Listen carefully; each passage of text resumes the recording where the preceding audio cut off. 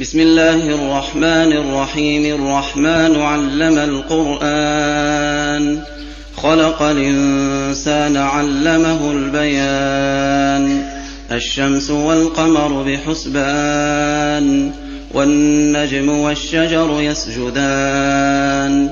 والسماء رفعها ووضع الميزان، ألا تطغوا في الميزان وأقيموا الوزن بالقسط ولا تخسروا الميزان. والأرض وضعها للأنام فيها فاكهة والنخل ذات الأكمام والحب ذو العصف والريحان.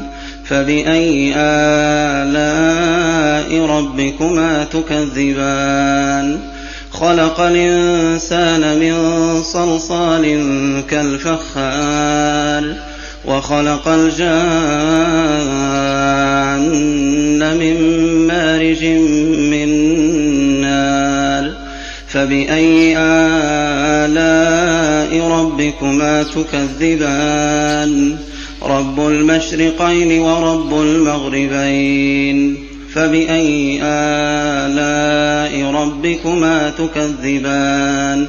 مرج البحرين يلتقيان بينهما برزخ لا يبغيان.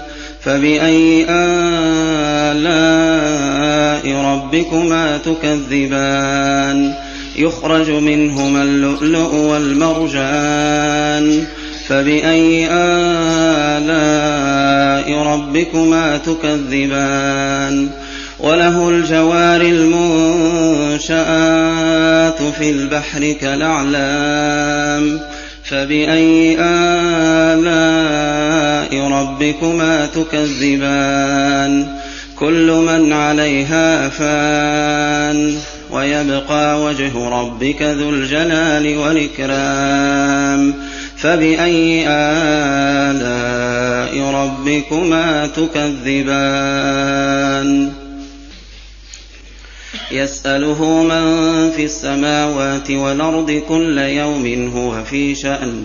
فبأي آلاء ربكما تكذبان؟ سنفرغ لكم أيها الثقلان. فبأي آلاء ربكما تكذبان؟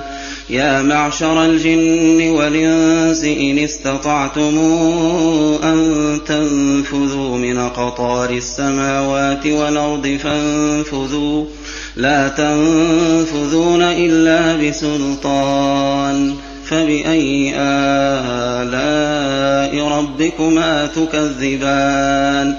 يرسل عليكما شواظ من نار ونحاس فلا تنتصران. فبأي آلاء ربكما تكذبان؟ فإذا انشقت السماء فكانت وردة كالدهان. فبأي آلاء ربكما تكذبان؟ فيومئذ لا يسأل عن ذنبه إنس ولا جان. فبأي آلاء ربكما تكذبان؟ يعرف المجرمون بسيماهم فيؤخذ بالنواصي والأقدام. فبأي آلاء ربكما تكذبان؟ هذه جهنم التي يكذب بها المجرمون، يطوفون بينها وبين حميم آن. فبأي آلاء ربكما تكذبان؟ ولمن خاف مقام ربه جنتان. فبأي آلاء ربكما تكذبان؟ ذواتا أفنان. فبأي آلاء ربكما تكذبان؟ فيهما عينان تجريان. فبأي آلاء ربكما تكذبان؟ فيهما من كل فاكهة زوجان فبأي آلاء ربكما تكذبان متكئين على فرش بطائنها من استبرق وجنى الجنتين دان فبأي آلاء ربكما تكذبان فيهن قاصرات الطرف لم يطمثهن إنس قبلهم ولا جان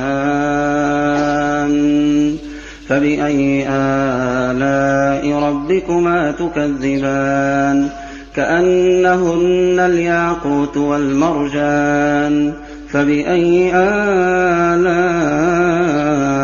ربكما تكذبان هل جزاء الإحسان إلا الإحسان فبأي آلاء ربكما تكذبان ومن دونهما جنتان فبأي آلاء ربكما تكذبان مدهامتان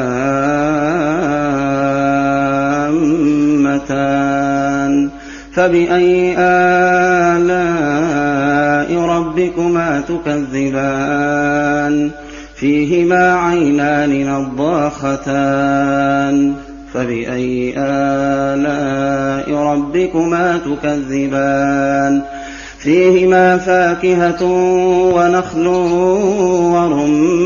ورمان فبأي آلاء ربكما تكذبان فيهن خيرات حسان فبأي آلاء ربكما تكذبان حور مقصورات في الخيام فبأي آلاء ربكما تكذبان لم يطمثهن إنس قبلهم ولا جان فبأي آلاء ربكما تكذبان متكئين على رفرف خضر وعبقري حسان فبأي آلاء ربكما تكذبان تبارك اسم ربك ذي الجلال والإكرام